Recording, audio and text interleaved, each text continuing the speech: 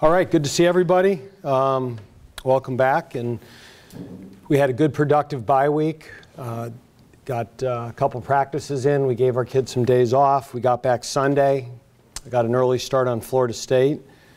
And the first thing I just want to share is, we had a player over break get in a serious car accident, LaRondé Liverpool, that he got in a bad car accident on his way back home to Virginia Beach, and he's in the hospital right now in Richmond and is going to have to undergo a series of surgeries.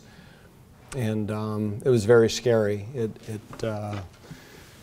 He's looks like he's going to live and survive, but he had a number of serious injuries in his lower body, and we're not quite sure when he'll rejoin us.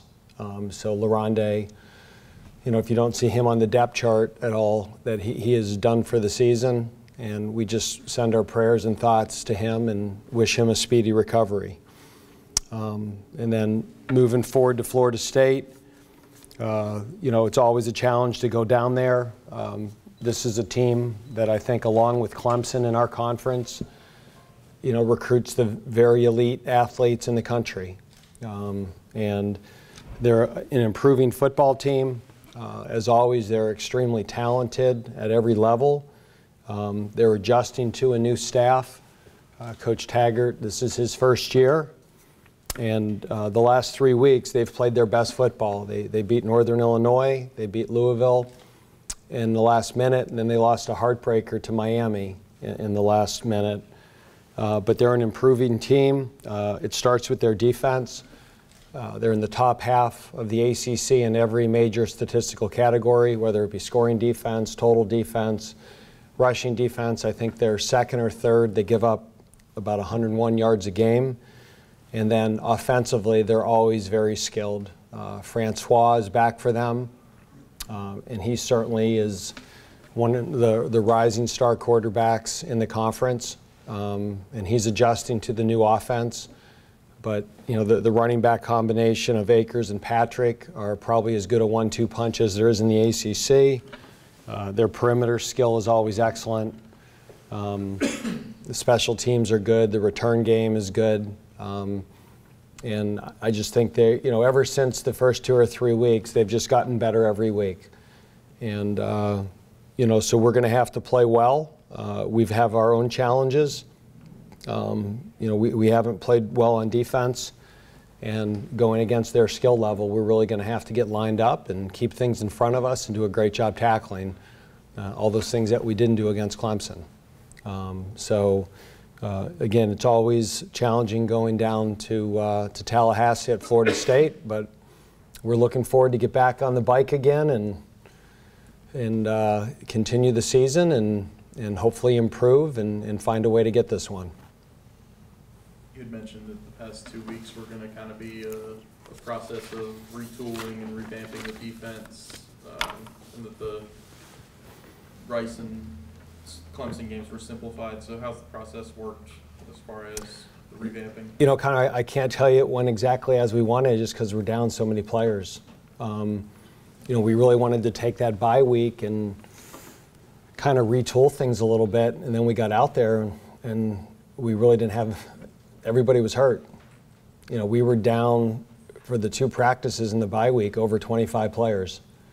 And a lot of those guys are at the linebacker and the safety level. Now, we were still able to do some walkthroughs, some meetings. We have tweaked some things that I think will help us. But you need to get reps. And so we did a little, but we probably didn't do everything that we wanted to do. Just because we didn't have the players to do it with. Justin Strnad was out, DJ Taylor was out, Ryan Smenda was out, Nate May. Every linebacker was out. We didn't have one healthy linebacker over the break. We had to move things around a little bit just to be able to practice. And then some of the moving involved playing some safeties at linebacker, so then you are not able to do some things in the secondary. But fortunately, on Sunday, we got a lot of guys back. Cam Glenn came back.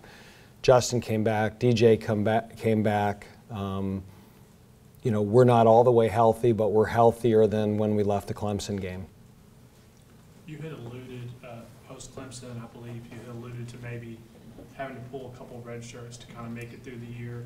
Are there a couple of guys that might get in the mix at the back end of the season that you didn't expect to? You know, Les, it's just one of those years. I mean, we were going to play Peyton Willard this week, and then he pulled his hamstring.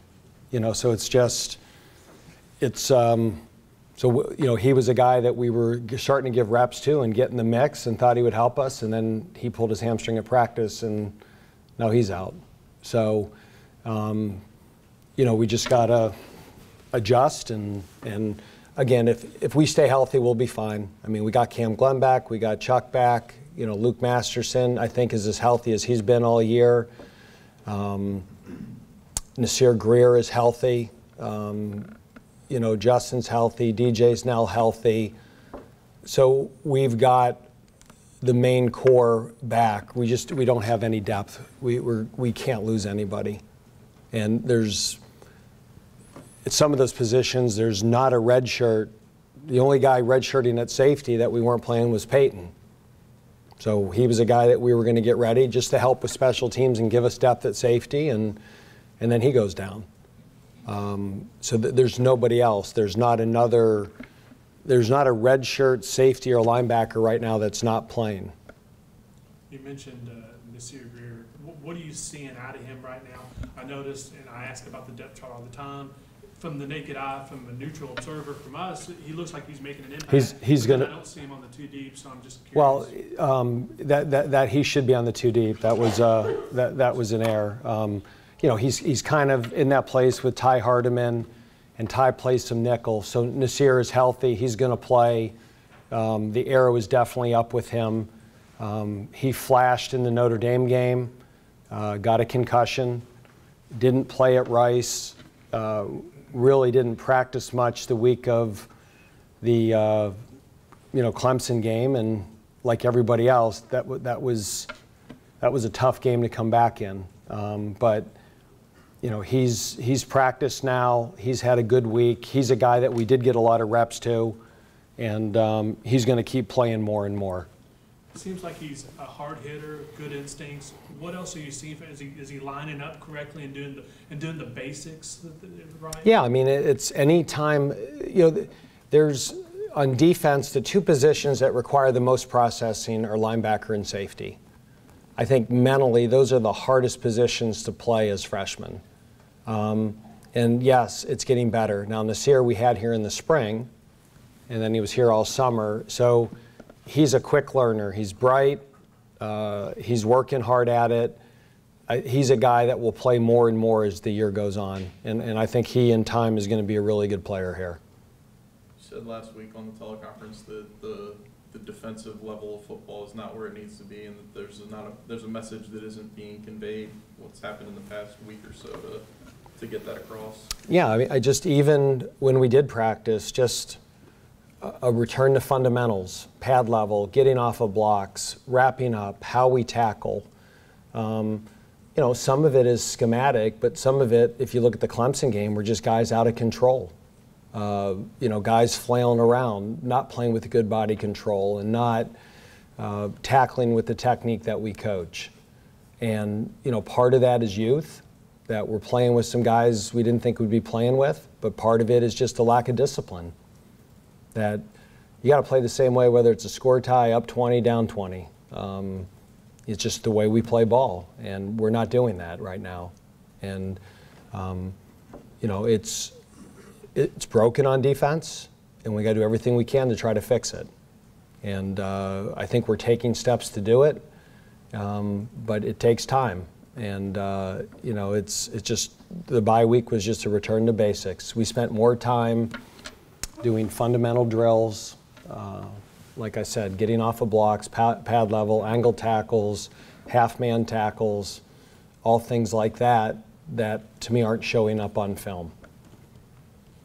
Have you had a season where it can correct itself, something like that can get corrected? I mean, a year ago we were 4-3 and lost 3 straight games. You know, one year at Richmond we started out 1-3, and ended up 9-4 and winning the conference. So, you know, I think some of the most rewarding years can be when things don't start well and the team sticks together and improves and gets better. And, you know, we're 3-3. We've been worse here in my time, and we've been better. We've got half of a season left. There's still a lot of the goals that we can accomplish, but our focus is on our process and getting better. And yes, I mean, I've been a head coach 19 years. You know, I've had seasons that we start out good and don't finish good, seasons you don't start out well and finish great. Some seasons you're bad, some seasons you're good. So I've been through the gamut, and I'm still very optimistic with this football team that we're going to find a way to put it together and find a way to get some wins and still end up in a good place. Given the struggles on the defensive side of the ball, has there been any thought about maybe slowing down on the pace on the offense, or do you feel that's the offense that gives you the best shot? Yeah, I mean, yeah, you think about it just because of where we are depth-wise, and if you look in the Clemson game, that we did slow it down. In the Notre Dame game, we did slow it down. The Rice game with a big lead, we did slow it down. So when you talk about playing fast, the last 3 games, the second half, we didn't play fast. It's still our base offense. It's still how we play. I still think with a true freshman quarterback, you know, that cleans up the reads for him. When you play fast, there's a lot less disguise. There's a lot less, you know, people have to show what they're going to do because you're snapping the ball so quickly. That helps Sam. That helps him get through his reads. That helps us with pass protection. You know, does it help our defense? No. You know, and that's always the balance that you play with, is that the first few years here we played very deliberate and slow because we were good on defense. We weren't as good as offense. Last year, to me, I felt we could outscore people. You know, we weren't good on defense, but we were good, so good on offense that it didn't matter. You know, we could score 55 points in a bowl game. We scored 63 or 65 points in a game in the conference. We were playing at such a high level on offense that we didn't think people could keep up with us on the other side, and we won a lot of games doing that. You know, this year the formula to me is a little different, and so maybe last year if we had a 14-point lead or a 17-point lead in the second half, we would keep our foot on the gas. This year we're probably less apt to do that. The status of Greg Dortch? He did a little bit today. He couldn't do everything, and we're still optimistic that he's going to be able to play on Saturday. With the schedule oddity of the 5 straight home games and then a road or off week, is it somewhat good for this team to get back on the road? I mean, they're 1-0 on the road this year. Yeah, I mean, you know, 2 of our losses at home are to 2 of the top 4 teams in the country. I don't know if that's a home, away. We always like being home.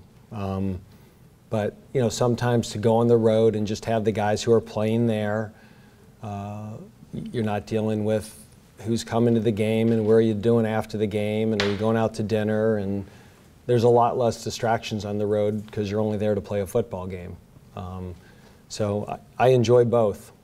You know, I enjoy playing games. So whether we are home or on the road, you know, I did not like having 5 straight home games. You know, that to me, I would never want to have 3 or 4 straight on the road, and I'd never like being 5 straight at home. It was just an oddity in the schedule. So it seems like, I mean, it was since August since we were on the road. So it'll be a unique experience getting on a plane and flying somewhere.